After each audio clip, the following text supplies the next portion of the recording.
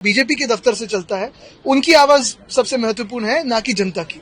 जनता की मांग सिर्फ यही है कि वहां मॉक पोल किया जाए बैलेट पेपर से।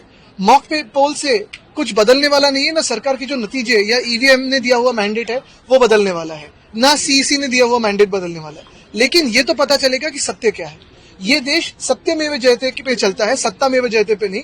सत्तामेव जयते पे चीफ इलेक्शन कमिश्नर चल रहे हैं। आज आप लोगों ने शपथ ली है सदस्यता की, तो क्या डिसाइड हुआ? क्योंकि कल आप नहीं, कल हमने कहा था कि कल हम शपथ नहीं लेंगे। एक दिन के लिए हमने जो आंदोलन करना था वो तो किया है, लेकिन आमदार बन के, विधायक बन के आगे का जो काम होता है वो हाउस के अंदर और हाउस के बाहर, भीतर और बाहर, ये दोनों हम करेंगे।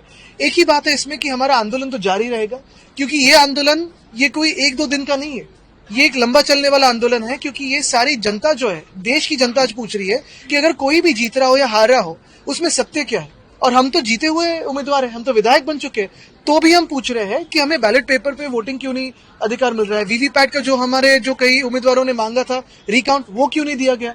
तो ये बातें तो लोगों की नजर में है। और कल भी आपने देखा होगा, कल जितना महत्व आपने भी दिया है हमें, क्योंकि हमारी जो आंदोलन की भूमिका थी वो उचित थी। आपके एक विधायक सुनील राउत, उन्होंने बड़ा स्टेप लिया। उनका कह रहे हैं कि मैं इस्तीफा देने के लिए तैयार हूं, लेकिन मेरे टोली में भी बैलेट पेपर होना चाहिए। ये मुझे लगता है सभी लोगों की भावना है कि अगर बैलेट पेपर पे हो तो चुनाव हो सकते हैं, लेकिन हमें पता है कि ये इलेक्शन कमीशन जो भाजपा के दफ्तर से चलता है वो होगा नहीं। जो काफी सारे प्रश्न उठाए गए हैं, आखिरी घंटे में जितना वोटिंग हुआ, कितने प्रतिशत वो रिविजन हुई, ये सारे जो जवाब हम मांग रहे हैं, उत्तर मांग रहे हैं, वो तो दे इलेक्शन कमीशन, जनता में आके दे, ना कि सिर्फ निंदा करे। देखो, हंसी मजाक करनी है तो वो कपिल शर्मा शो पे भी जा सकते हैं या कई कॉमेडी शो पे जा सकते हैं और बात कर सकते हैं। वैसे तो उन्होंने चुनाव भी वैसे ही कॉमेडी जैसे चलाया। इतनी % की रिविजन, कितने प्रतिशत की रिविजन हुई 2 दिनों में?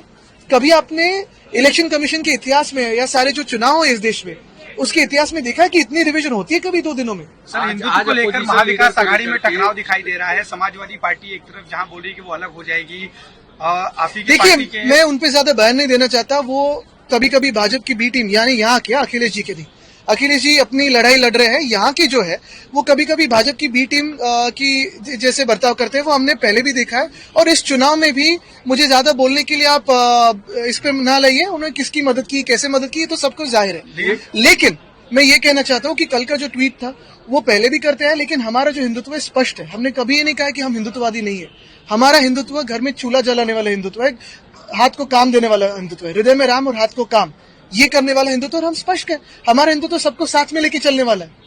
यानी कहा था भाजपा ने सबका साथ सबका विकास, लेकिन हम सबका साथ सबका विकास असल में करते हैं, कहते हैं और करते भी आए हैं। हमें महाविकास आघाड़ी में ये जो ए टीम्स बी टीम्स है वो ना सिखाया। महाराष्ट्र ने देखा है कि हिंदू हो, मुस्लिम हो, सिख हो, ईसाई हो, पारसी हो, बुद्धिस्ट हो, सारे लोगों को साथ में लेके आगे जाने का काम उद्धव बालासाहेब ठाकरे इस व्यक्ति ने किया है और हम आगे भी करते रहेंगे। और यही हमारा हिंदुत्व स्पष्ट है, हृदय में राम, हाथ को काम। ममता बनर्जी जी ने कहा है कि इंडिया गठबंधन का वो लीड करने के लिए इच्छुक है। आपको भी क्या लगता है, क्योंकि बाकी और पार्टियां समर्थन कर रही है इंडिया गठबंधन? इंडिया गठबंधन ये हमारे देश के संविधान के लिए लड़ रहा है, हमारे लोकतंत्र के लिए लड़ रहा है। दिल्ली में अगर आप देखिए, लोकसभा में हो या हर एक राज्य में हो, हमारा जो गठबंधन है हमारे संविधान और हमारे जनता की आवाज के लिए लड़ रहा है। ममता दीदी तो हमारे बहुत करीबी है, उत्कृष्ट नेता भी है। वैसे ही केजरीवाल साहब अभी चुनाव में दिल्ली में उतरेंगे, तो ये सारे लोगों में बातचीत हो और आगे